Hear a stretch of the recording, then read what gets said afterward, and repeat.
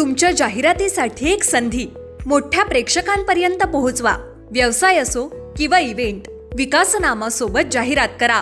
स्क्रीनवरील नंबरवर आजच संपर्क करा। विकासनामा, तुमचा आवाज, तुमची जाहिरात।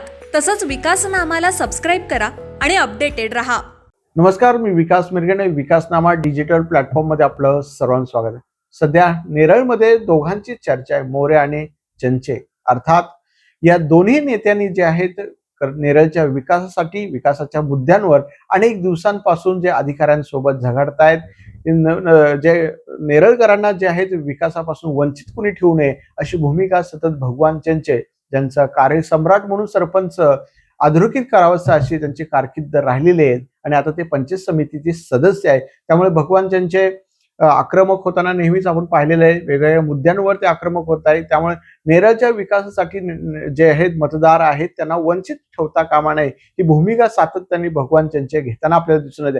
अशाच प्रकारे भगवान चंचेने सुद्धा आज एक पर्दाफाश केला ते नेरळचे जे त्या काळातले बॉडी होते, कोण माजी सरपंच असतील किंवा त्यांचे काही सदस्य असतील किंवा अधिकाऱ्यांच्या मते संगनमताने जे आहेत कुंड्या पळवल्या, 4000 कुंड्या पळवण्याचा प्रयत्न त्या काळामध्ये तत्कालीन जे कोणी सरपंच असतील, कोणी सदस्य असतील यांनी पळवले। एका गोडाऊन मध्ये भगवान चंचे, प्रथमेश मोरे, जिल्हा परिषद सदस्य असलेले मोरे यांनी त्या गोडाऊन छापा टाकला आणि छापा टाकून 4000पेक्षा अधिक कुंड्या ज्या आहेत त्या नगरपालिके ग्रामपंचायत नेरळमध्ये ते आणून ठेवलेल्या आहेत। त्याचा वाटपाचा कार्यक्रम येत्या काही दिवसामध्ये पार पडणार आहे।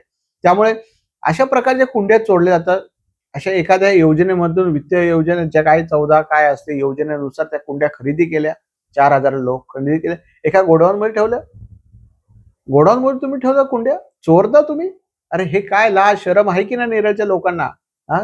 तुम्ही कुंड्या 200-250 रुपयाच्या त्या कुंड्या असतील, एक कुंडी 200-250 रुपये, आणि चोरता तुम्ही? आणि ते गोडाऊन मध्ये ठेवता? अरे नेरळचं एवढं चांगलं, रायगड जिल्ह्यातली सर्वात मोठी ग्रामपंचायत म्हणून ओळखली जाते। या ग्रामपंचायतीमध्ये खरं तर सगळ्याच राजकीय लोकांनी नुकसान करण्याचं काम केलं, सगळे टक्केवारी वगैरे। त्यामुळे आता हे कुठेतरी जोडी विकासासाठी काम करताना सध्याच दिसून येत आहे। मूळ मुद्दा असा आहे की असे लोक तुम्ही कुंड्या चोरता, सगळे त्या नेरळ ग्रामपंचायतीमध्ये नुसते भ्रष्टाचाराशिवाय काही दिसत नाही, त्याला सगळेच लोक जबाबदार आहेत। मूळ मुद्दा असा आहे, आता ह्या कुंड्या सापडण्याचं काम भगवान चंचे असतील, मोरे असतील यांनी काढलेले।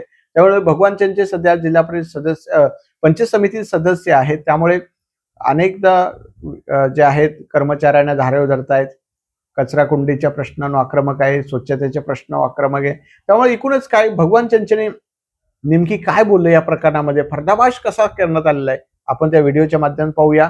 भगवान चंचेची आजची भूमिका काय आहे तेही जाणून घेतो या व्हिडिओ मधून। चला भगवान चंचे काय म्हणतात ते आपण पाहूया। नमस्कार, मी भगवान चंचे।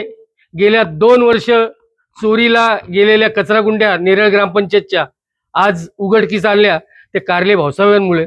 आम्हाला 2-4 दिवसापासून माहिती होतं का कचरा कुंड्या कुठे चोरून ठेवल्यात, आणि शेवटी आज त्याचा पर्दाफाश झालेला आहे। आणि कारले भाऊसाहेब स्वतः गोडाऊन उघडतील। जरा घ्या भाऊसाहेब, या वहिनी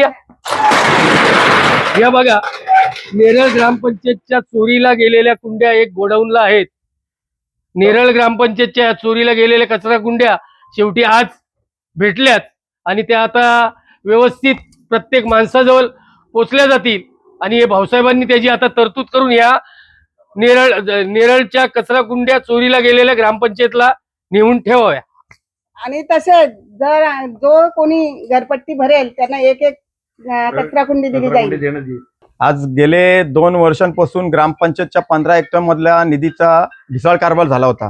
त्या कारभारातून 15 हेक्टरच्या निधीमधून जवळजवळ 4000 डस्टबिन खरेदी करण्यात आले होते, घरगुती डस्टबिन। आज हे डस्टबिनचा तपास नव्हता लागत। आज कारले भाऊसाहेब, भगवान शेठ आणि सदस्य सुनीता रोहिदास मोरे यांच्या माध्यमातून या डस्टबिनचा शोध लागला। खरंच मी कारले भाऊसाहेब यांचं अभिनंदन करतो की आज नेरळ ग्रामपंचायत जो चाललेला कारभार आता त्यांनी सुधरत चाललाय।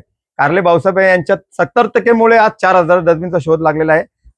त्यामुळे जे अगोदरचे स्थानिक प्रशासन, जी बॉडी सत्ताधारी जे असतील ते त्यांच्या कोणीतरी एखाद्याने ते डस्टबिनची खरेदी केली आणि ते डस्टबिनची खरेदी करून ते ग्रामपंचायतीमध्ये जमाच नव्हते केलेले।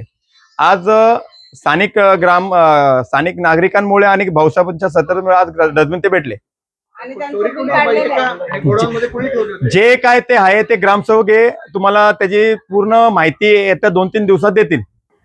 याच्यामध्ये सन्माननीय नवनिर्वाचित जिल्हा परिषद सदस्य मोरेताई, त्याचप्रमाणे नवनिर्वाचित पंचायत समिती सदस्य भगवान शेठ चंचे यांनी ग्रामपंचायतीच्या निदर्शनास आणून दिल्याप्रमाणे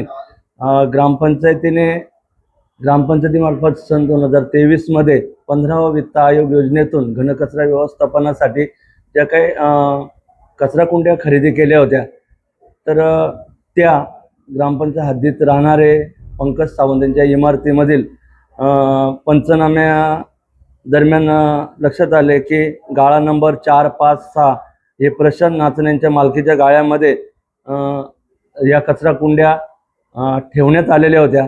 त्या आज पंचनामा करून ग्रामपंचायतीच्या ताब्यामध्ये मोजणी करून घेण्यात येत आहेत आणि त्या ग्रामपंचायतीमध्ये ताब्यात घेतल्यानंतर याच्या बाबतीमध्ये जे काय त्यावेळचे काय विद्यमान जे सरपंच असतील, सरपंच त्यावेळचे ग्रामविकास अधिकारी यांनी हे 15 वित्त योजनेतून ते खरेदी केल्या होत्या.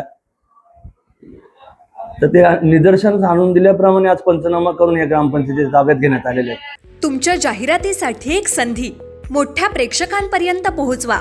व्यवसाय असो किंवा इव्हेंट, विकासनामा सोबत जाहिरात करा. स्क्रीनवरील नंबरवर आजच संपर्क करा. विकासनामा, तुमचा आवाज, तुमची जाहिरात. तसंच विकासनामाला सबस्क्राईब करा आणि अपडेटेड रहा.